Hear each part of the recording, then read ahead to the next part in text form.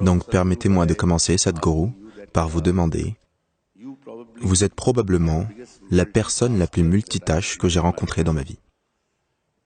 Vous partagez des choses merveilleuses avec les gens, des millions de gens, et vous trouvez aussi le temps de jouer au golf, et vous roulez à moto comme un champion. Je ne sais pas tout ce que vous faites. Comment gérez-vous votre temps parce que... Ce dernier point n'était pas une bonne chose. Je ne sais pas tout ce que vous faites. Non, c'était plutôt de l'émerveillement. Et il y a des gens qui sont très occupés. Nous aussi, nous croyons que nous sommes des gens très occupés. Nous aimerions savoir comment vous gérez votre temps et quels conseils vous aimeriez nous donner pour que la vie au-delà du travail ait bien plus de sens, au moins un peu plus de sens que celle que nous menons, un peu plus proche de la vie pleine de sens que vous menez. D'après ce que j'observe chez les gens, comme je voyage de plus en plus, je rencontre des gens d'univers variés, dans les affaires, dans le monde universitaire, dans le monde scientifique, et des gens partout dans le monde. Ce que je vois, c'est la plupart des gens, au cours des 24 heures que nous avons par jour, ils sont plus préoccupés qu'occupés. C'est-à-dire que leurs propres pensées et leurs propres émotions sont un si gros problème qu'ils passent la plupart de leur temps à s'occuper de ça. Ils travaillent peut-être, mais dans leur travail, ils éprouvent beaucoup de difficultés en eux-mêmes. Si vous pratiquez n'importe quel sport ou activité créative, vous savez qu'un peu de difficulté signifie que votre ballon ira ailleurs, vos improvisations musicales iront ailleurs, votre peinture ira ailleurs. Rien ne va bien se passer. Ou en d'autres termes, ce qui pourrait se produire très simplement, se produit malheureusement avec beaucoup de difficultés. C'est principalement dû au fait qu'on leur a donné un gadget phénoménal, ou une machine phénoménale, qui est le mécanisme humain. Par-dessus tout, une dimension phénoménale qui s'appelle le mental.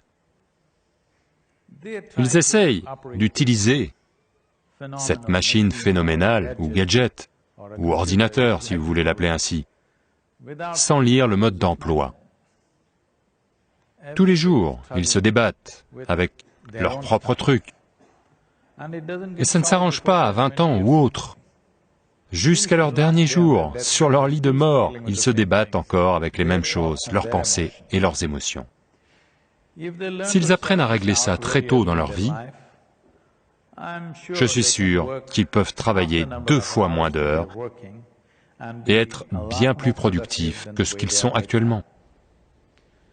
Je m'efforce d'apporter cette possibilité dans la vie des gens pour que vous puissiez vivre la vie avec facilité, pas avec difficulté. Il y a une chose quand nous disons travail. Beaucoup de jeunes gens, de gens merveilleux, qui sont reconnus pour les choses magnifiques qu'ils ont faites. Laissons ça de côté, mais en général, travail signifie on a toujours appris aux gens qu'ils doivent travailler dur. Personne ne leur a dit qu'ils doivent travailler joyeusement. Personne ne leur a dit que le travail devrait être une expression de leur joie ou de leur amour. Ils doivent travailler dur. Si vous travaillez dur, la vie va être fastidieuse.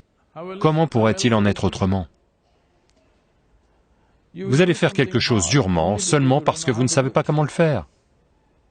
Si vous saviez comment le faire, vous le feriez avec facilité.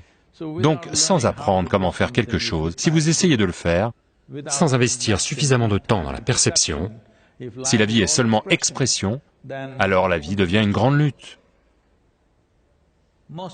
La plupart des gens ne font rien à part gagner leur vie. Peut-être se reproduire et mourir un jour. Rien de plus. Ils croient peut-être qu'ils font beaucoup de choses, mais c'est tout ce qu'ils font. Manger, dormir, se reproduire, mourir un jour. Ça fait tellement d'histoires. Toute créature est capable de le faire. D'un ver de terre à un insecte, tout et n'importe quoi, tout le monde fait ça.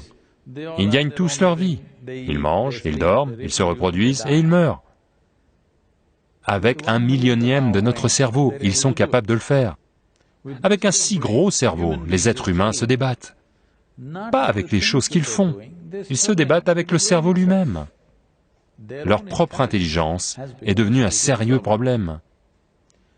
Ce qui est la plus grande aubaine dans notre vie, le plus grand cadeau dans notre vie, qui est notre intelligence, cela est devenu un problème parce que ils ne savent pas comment la tenir, ils ne savent pas comment l'utiliser, constamment elle travaille contre eux. Quand je dis qu'elle travaille contre vous, les gens peuvent donner toutes sortes de noms, peuvent utiliser toutes sortes de mots pour décrire cela. Ils peuvent parler de stress, ils peuvent parler de tension, ils peuvent parler de misère, ils peuvent parler de dépression, ils peuvent parler d'anxiété, ils peuvent parler de folie.